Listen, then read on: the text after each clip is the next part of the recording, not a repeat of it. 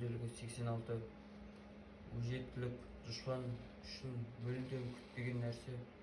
Бұл жағдай оны ең алдымен моральдық тұрғыдан есеңгіретіп тастайды. Мұндай батыл қимылдан есін жинай алмай быт-шыт болған дұшпан лезде бір нәрсе қабылдай қоярлық қабілетінен айырылады. Дұшпанға жай оғындай тию өз нәтижесін береді.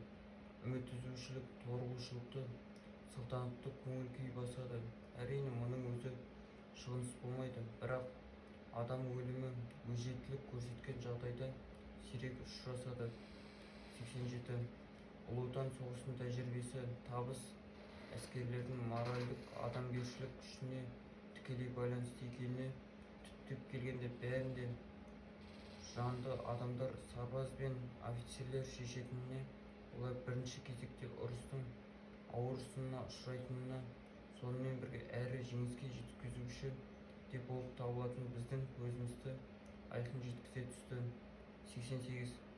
Техника қаншама жетілгенімен, дамығанымен бәрібір күрестің қарапайым құралы ретінде қалады. Техниканы адам жасайды, оны басқаратын да адам. Жан дүниесі, ақыл-ойы, пайым-парасаты бар адам қандай техника болмасын ешқашан және еш жерде ауыстыра алмайды. Адам жан дүниесі ұрыста ең қатерлі, көзге көрінбейтін қару. Адамның жан дүниесіне заң бойынша бірінші орын тиесілі.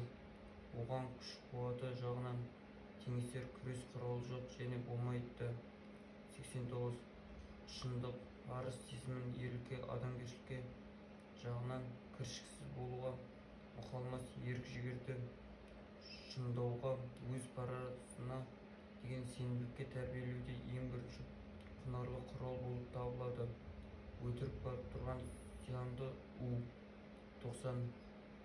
Жай қарапайым нәрселер үшін күрес, өз өмірі үшін, өзінің отбасы үшін, өз халқы үшін, өз жері үшін, өз тілі үшін, жеке басының өмірі үшін, сұрапыл қатал соғыс жағдайында халық мен мемлекет үшін күрес біздің арамыздағы көптеген зерделі адамды, сарбаздарды қарапайым сөз бен істің адамы етті.